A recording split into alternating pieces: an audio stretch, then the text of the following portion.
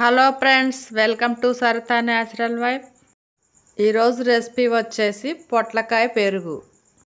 పొట్లకాయతోని కూరే కాకుండా పొట్లకాయ పులుసు, పొట్లకాయ పెరుగు ఇలా ఏది చేసినా కూడా చాలా రుచిగా ఉంటుంది.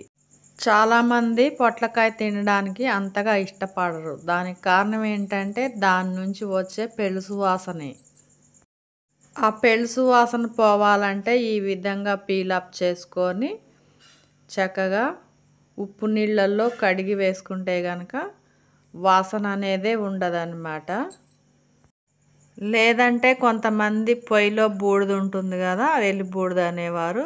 ఎల్లిబూడిదతోని కానీ ఇలా కళ్ళుప్పుతోని కానీ పై బూడిద పోయే వరకు క్లీన్ చేసుకొని నీట్గా కడిగి ఈ విధంగా ముక్కలు కోసుకోవచ్చు.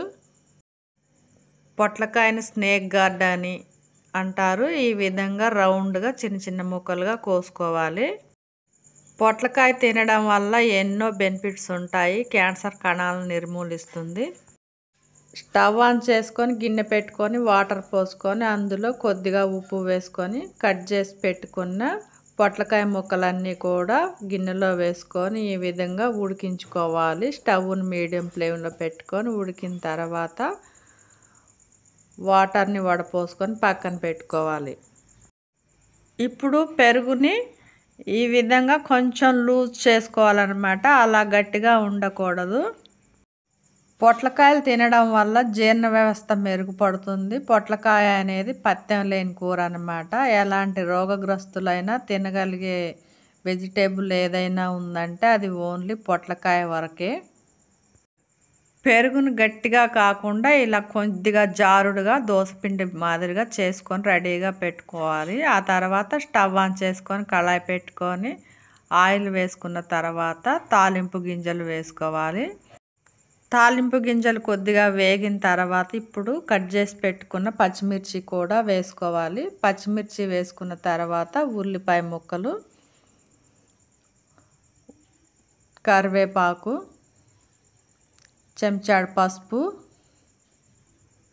చెంచాడు అల్లం వెల్లుల్లి పేస్ట్ వేసుకొని ఒకసారి కలుపుకొని అవి మగ్గే వరకు 1 నిమిషం సేపు మగ్గించుకోవాలి.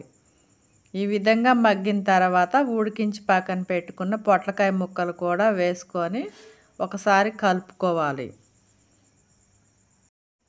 పొట్లకాయ రెసిపీస్ తినడం వల్ల పొట్టలో ఉండే నులి పురుగులు కూడా నిర్మూలించబడతాయి. ఈ విధంగా 1 నిమిషం సేపు మగ్గిన తర్వాత టేస్ట్కి తగినంత ఉప్పు వేసుకోవాలి. ఉప్పు వేసుకున్న తర్వాత మిరియాల పొడి కూడా వేసుకోవాలి. ఒక 6-7 మిరియాలు దంచుకొని వేసుకోవాలి.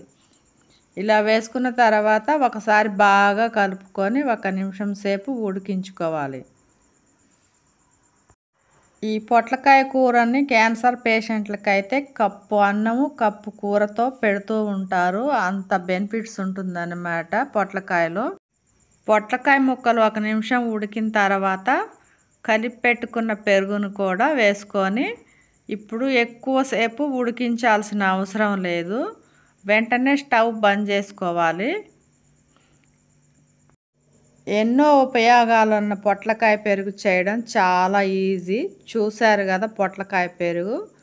సర్వింగ్ బౌల్లోకి ట్రాన్స్ఫర్ చేసుకొని చక్కగా తినేసేయచ్చు. సైడ్ డిష్గా కూడా ఉంటుందన్నమాట. వీడియో నచ్చినట్టయితే లైక్ చేయండి. Thank you for watching.